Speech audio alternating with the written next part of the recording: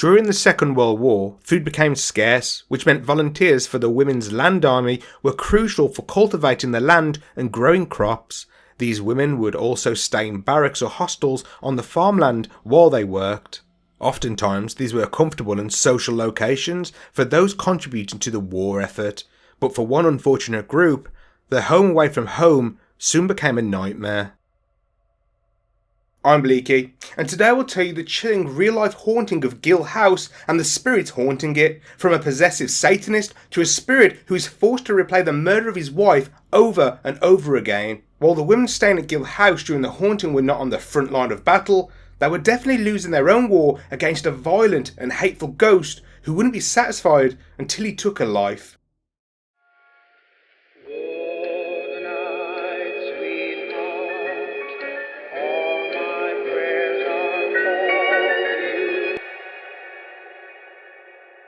Gill House, a Grade 2 listed farmhouse nestled on the outskirts of Bromfield Village in Cumbria, UK, has an incredibly rich history. In fact, the lands were granted to the Ray family by William the Lion, King of Scotland, in the 12th century.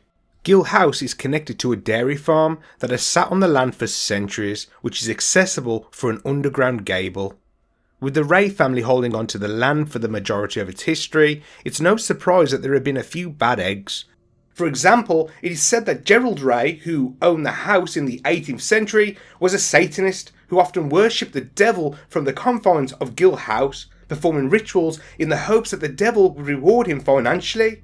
Gerald's grandson Jackson continued to sully the family name when he violently murdered his wife, but managed to avoid execution through an insanity plea and spent the remainder of his life in an asylum. During the 40s, the house was no longer being used as a home, and so was offered up as a dormitory hostel during the Second World War for the Women's Land Army. When the women arrived, they were met with lush trees, patchwork fields that stretched as far as the eyes could see, and a beautiful building that they would call their base of command while staying at Bromfield.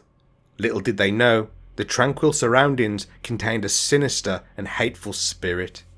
In July of 1943, during the first 3 nights of a waning moon, the women bunking in the house began hearing strange noises.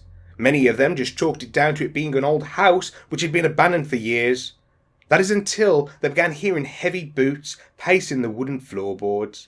Tapping and loud bangs could also be heard throughout the house. Soon after, many of them began seeing an apparition in rooms, just watching them.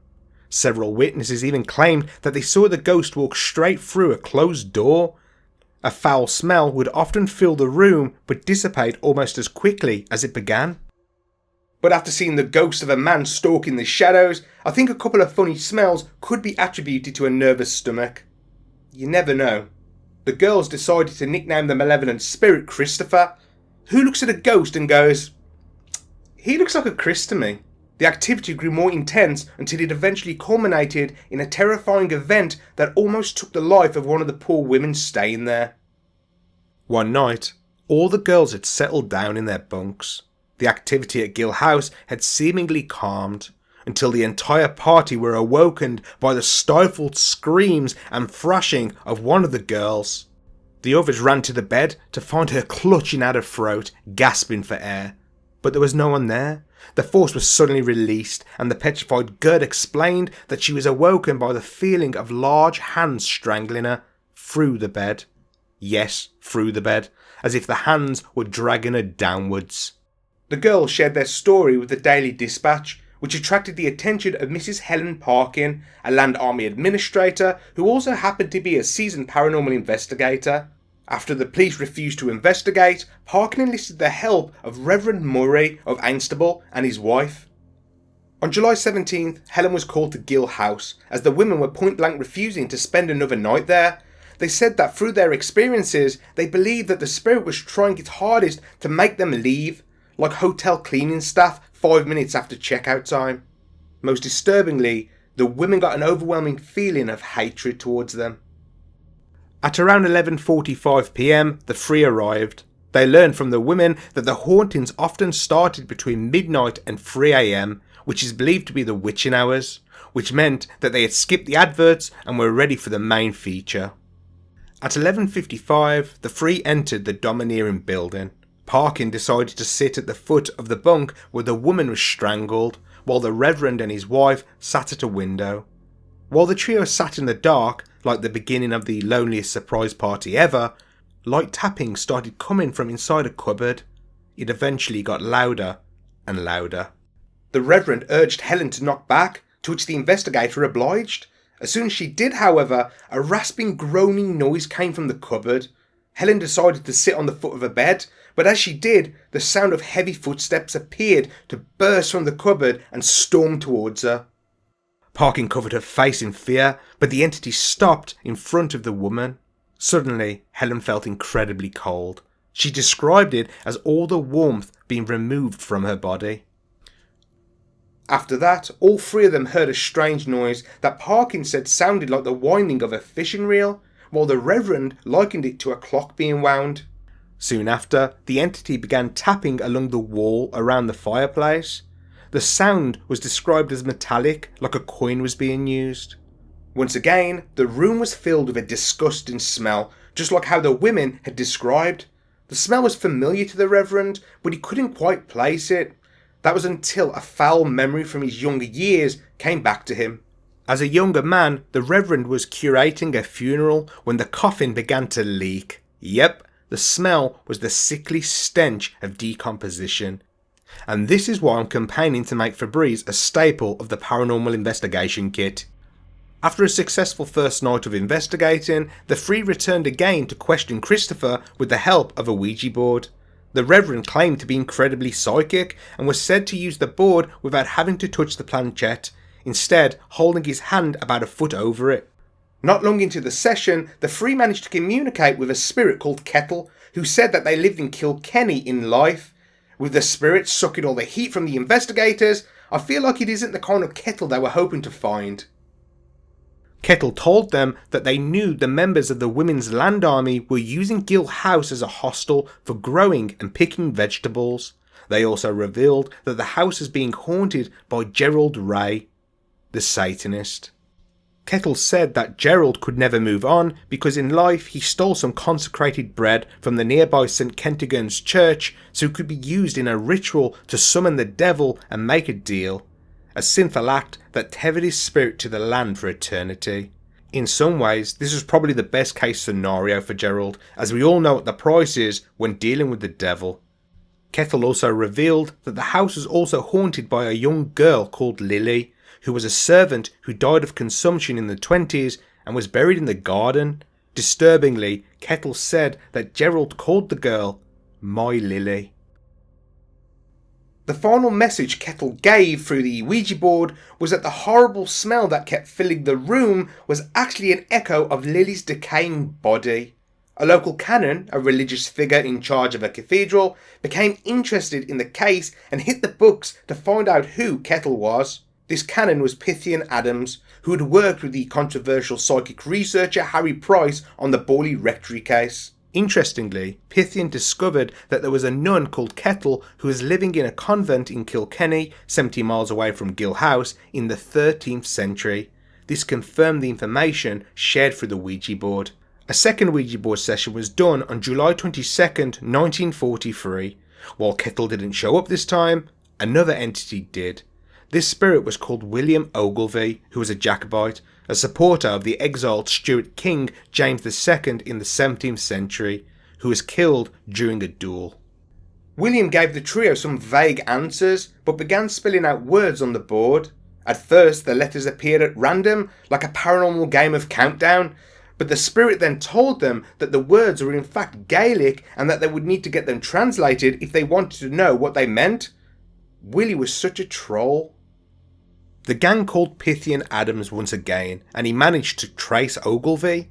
He also translated the message which read, "On these holy nights, cursed be he who hurts the man." This could reference the waning moon, which seemingly began the haunting, but I'm not sure what he meant by hurting the man. Parkin felt like she had all the evidence she needed for the government to take the claim seriously. After sending a correspondence to HQ, Mrs. Howes and her assistant, Miss Mandale, were sent to investigate the bizarre claim. On the night they were set to stay at the barracks, they were ready to spend the night, but it lasted just a couple of minutes after Miss Mandale heard the spirit burst from the cupboard and bound towards her. She even claimed that it touched her hair. It then moved over to Mrs. Howes and forcibly yanked her pillow from beneath her. The two ran out of Gill House in terror, with all the evidence they needed. By the end of the week, the women were moved out and Gill House was left deserted.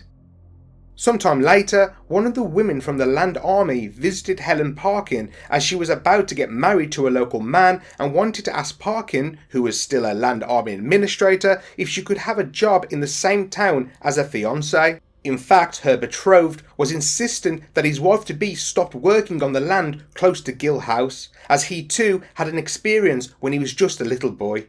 He had told his fiancée that when he was a boy, he would cycle past Gill House. On one occasion, he saw a man dragging a long-haired woman by the hair from the house. He followed far behind and watched the man drag the silent woman towards the Bromfield churchyard before vanishing into thin air. Interestingly, a similar story was told to Reverend Murray by a church warden after he moved to Eaglesfield and was told his new vicarage was haunted. As he discussed the paranormal, he naturally landed on the subject of the haunting of Gill House. The woman was shocked to hear his account, as when she was a little girl, she had been walking past Gill House and saw a transparent figure pulling a woman by the hair from the house towards the Ray family tomb. Could this have been an echo of Jackson Ray's despicable act against his wife? Or is it Lily trying to show witnesses that she wanted to be buried in a proper grave? She could have been generating the smell to tell people she was just left to decay in a garden. Later in 1943, a woman named Mary Headon was walking with her family past the now abandoned Gill House. They happened to look up at the building and to their surprise saw a young girl standing in an upstairs window.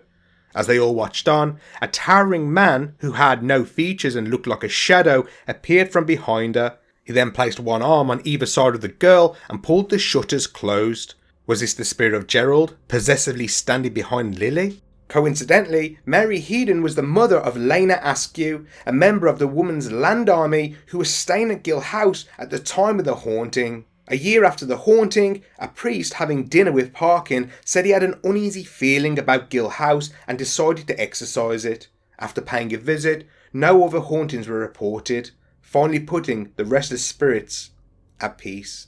So, was Gill House truly haunted by a Satanist, a 13th century nun, a servant girl and a woman-hating spirit who killed his wife in life? Or was this merely a case of mass hysteria fueled by an old creaky building and a night terror that made a young woman feel like she was being strangled in real life? Let me know what you think in the comments section below. If you enjoyed this video, make sure to hit the subscribe button, give it a thumbs up and ring the notification bell. If you want to support me and the channel, this is the best possible way you can help. And as always, sleep well, friends.